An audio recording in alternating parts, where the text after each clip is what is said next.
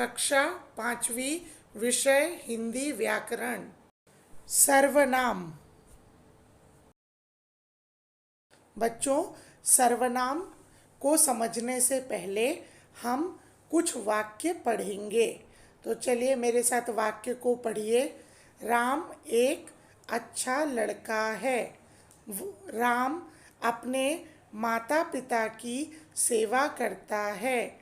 राम अपने माता पिता की आज्ञा का पालन करता है। राम 10 वर्ष का है। बच्चों, आपने यहाँ पे किस चीज़ पर ध्यान दिया?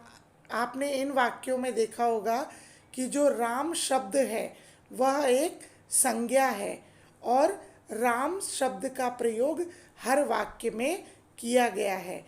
लेकिन जब हम इन वाक्यों को पढ़ रहे हैं तो ये राम शब्द का बार बार आना सुनने में अच्छा नहीं लगता है। तो वाक्य की सुंदरता को बढ़ाने के लिए हम सर्वनाम शब्द का प्रयोग करते हैं। तो जैसे क्या आना चाहिए? राम एक अच्छा लड़का है। वह अपने माता पिता की सेवा करता है। वह अपने माता पिता की आज्ञा का पालन करता है। वह 10 वर्ष का है। बच्चों, अब हम सर्वनाम की परिभाषा पढ़ेंगे।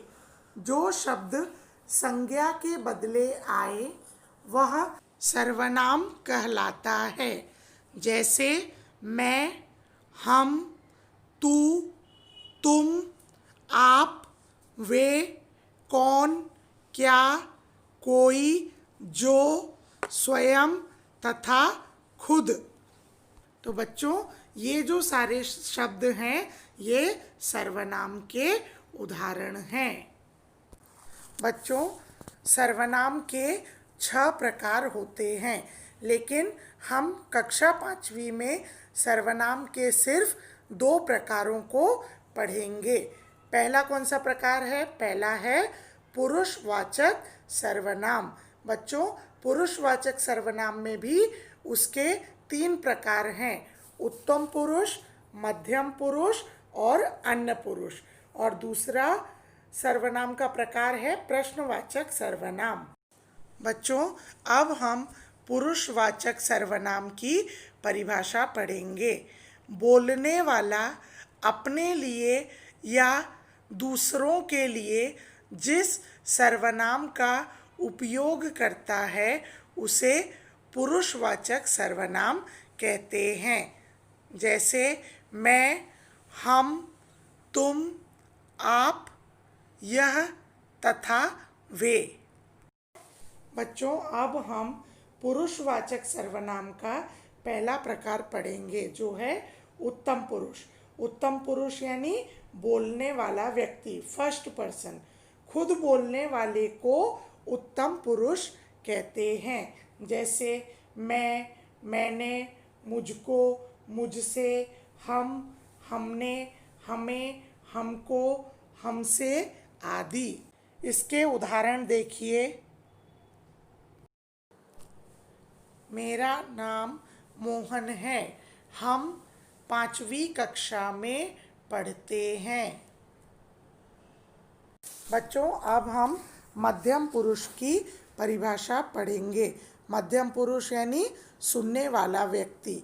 जिससे बातचीत की जाती है उसे मध्यम पुरुष कहते हैं। जैसे तू, मैं, तुझे, तुम, तुमने, तुम्हें, आप, आपको आदि। अब इसके उदाहरण देखिए। पहला है तुम खाना खाओ। दूसरा देखिए, आप इधर आइए। बच्चों, अब हम अन्य पुरुष की परिभाषा पढ़ेंगे जिसके बारे में बात की जाए। अन्य पुरुष मतलब थर्ड पर्सन।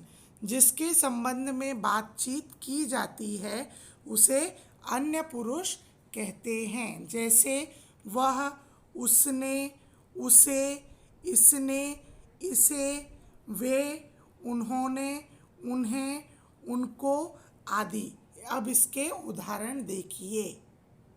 वह एक अच्छा लड़का है। दूसरा, उसके पास एक गाड़ी है। बच्चों, अब हम प्रश्नवाचक सर्वनाम की परिभाषा पढ़ेंगे। जिस सर्वनाम से प्रश्न का बोध हो उसे प्रश्नवाचक सर्वनाम कहते हैं। जैसे कौन, किसने, किसे, किसको, किससे, किसका, किन्हें, किनको, किनका, क्या आदि। चलिए इसके उदाहरण देखिए। पहला है तुम्हारा नाम क्या है। दूसरा है यह पुस्तक कौन लाया। धन्यवाद।